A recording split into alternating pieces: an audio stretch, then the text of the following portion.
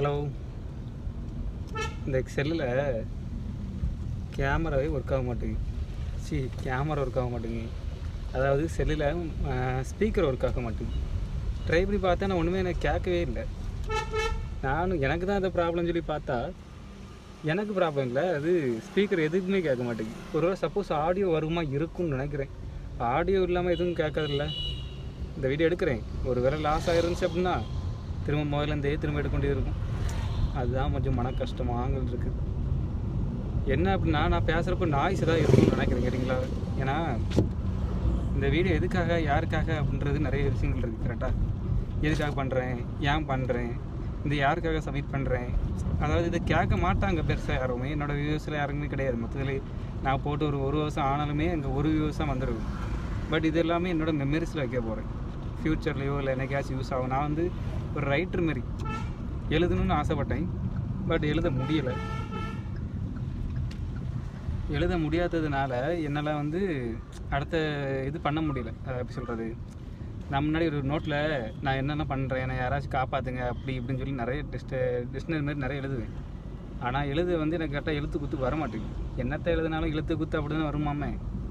அது கொஞ்சம் மனசு கொஞ்சம் கஷ்டமாகிடுச்சு. அதாவது நான் பேசுகிறது உங்களுக்கு ரெக்கார்டு கரெக்டாக ஆகுதா இல்லை ஆகலையா, கரெக்டாக கேட்குதா கேட்கலையா அப்படின்றது தெரியல. ஸோ நான் என் பாட்டுக்குள்ளே பேசிகிட்டு இருப்பேன். எனக்காச்சும் யூஸ் ஆகிறப்ப திரும்ப நான் கேட்குறப்ப எனக்கு கொஞ்சம் சிரிப்பாக தான் இருக்க போகுது. இது எல்லாமே நான் யூடியூப்பில் தான் போட போகிறேன், வேறு எங்கேயும் போட போகிறதில்ல. கிட்டத்தட்ட யூடியூப்பில் சேனல் ஆரம்பித்து ரொம்ப நாள் ஆச்சு. பட் அதில் பெருசாக வீடியோஸ் எதுவுமே பெருசாக கூட போடலை. ஆசையாக தான் இருக்குது போடுறதுக்கு. ஆனால் என்ன பண்ணணும், அதாவது எனக்கு எடுக்க ஒரு ஐடியா இருக்குது. இப்படிலாம் எடுக்கணும், இப்படிலாம் பண்ணணுன்ற ஒரு ஆசை இருக்குது. ஆனால் என்ன பண்ணணும், யாரை பண்ணணும், எப்படி பண்ணணும் எதுவுமே தெரியலை. தெரியாததுனால நான் அப்படியே என்ன பண்ணிட்டேனாக்கி, எனக்கு ஒரு ஆசை இருந்துச்சு. அந்த ஆசை அப்படியே குளித ஓண்டி புதைச்சிக்கிட்டு அடுத்த லைஃப் போகிற போக்கில் நானும் விட்டுருவோம் அப்படின்னு சொல்லிட்டு என் பாடி என் வாழ்க்கையை ஆரம்பிச்சிட்டேன்.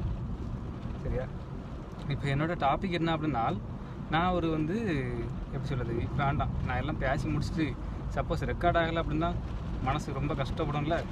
ஆல்ரெடி ஸ்டோரேஜ் ஃபுல்லு, இதுக்கெல்லாம் இது வேறு ரொம்ப டிஸ்டன்ஸ் ஆகிடக்கூடாது அப்படின்னு ஃப்ரீயாக விட்டு நம்ம இன்னொரு நாள், அதாவது இதெல்லாம் செக் பண்ணுவா இல்லை கரெக்டாக ஒர்க் ஆகாதான் பார்த்ததுக்கு அப்புறமாட்டு நான் இதை பற்றி டீட்டெயிலாம் உங்கள்கிட்ட கொஞ்சம் நிறைய ஷேர் பண்ணிக்கிறேன். ஏன்னா எனக்கு வந்து பேசுகிறதுக்கு கண்டென்ட் நிறைய இருக்குது. என் கூட பேசினக்கு என் கூட யாருமே இல்லை. இப்போ நான் எல்லாத்துலேயும் தனியாக தான் இருக்கேன். எப்படி சொல்கிறது, எல்லாமே தனியாக தான் இருக்குது. என்னோடய வாழ்க்கையை ரன் பண்ணுறதுலேருந்து எல்லாமே லோன்லியாகவே வாழ்ந்த வாழ்க்கையில் யாருமே இல்லை அப்படின்றது வந்து என்னால் அப்சர்வ் பண்ணிக்க முடியல. ஒருத்தங்க இருந்தாங்க, பட் என்னால் கொஞ்சம் சண்டை அது இதுன்னு சொல்லி பார்த்ததுக்கப்புறமாட்டு என்னால் அது ஜீரணிக்க முடியல. ரொம்ப கஷ்டமாகி போச்சு. என்ன பண்ணுறதுக்கு தலையெழுத்து அப்படி தான் இருக்கும். இது வந்து எனக்கு பிடிச்ச லைஃப்பை நான் தேடினேன். பட் அவங்களுக்கு என்ன சொல்கிறாங்கன்னா, எனக்கு பிடிச்ச லைஃப் கிடைக்காதுடா, அதனால் உனக்கு பிடிச்ச லைஃப் தேடாத, அது வாட்டு ஃப்ரீயாக விடு, வர்றது போல் வரட்டும், எது நடக்குமோ அது கண்டிப்பாக நடக்கும், அதனால் எதுவும் தேடிட்டு இருக்காத, வந்தாலும் உன்னை ஏற்றுக்க முடியாது, அப்படின்னா அந்த பொண்ணுங்க வந்து உன்னை ஏற்றுக்காது அப்படின்னு. என் லைஃப்பில் நான் எதுக்காக ஆசைப்பட்டு இருக்கிறேன், எதுக்காக இப்படி கேட்குறேன், யாருக்கும் எதுவும் தெரியாது. கரெக்டாக நான் ஏன் இந்த மாதிரி கஷ்டப்பட்டு ஒரு பொண்ணுக்கு முன்னாடி போகணும் அப்படின்னு அவசியம் உண்டுமா. எல்லாமும் ஒரு நிமிஷம் சுகம்தான். 5 நிமிஷத்தில் எல்லாம் முடிஞ்சிச்சுன்னா அப்புறம் அவங்க யாரும் நம்ம யாரோ தலை காணிச்சு போயிட்டே இருக்க வேண்டியதான். அடுத்த வேலையை பார்த்து போயிடணும், அவ்வளோதான். சரியா, இதெல்லாம் சொல்லி எதுக்கு, எனக்கே கொஞ்சம் கஷ்டமாக இருக்குது, மன வருத்தமாக இருக்குது. ஐயோ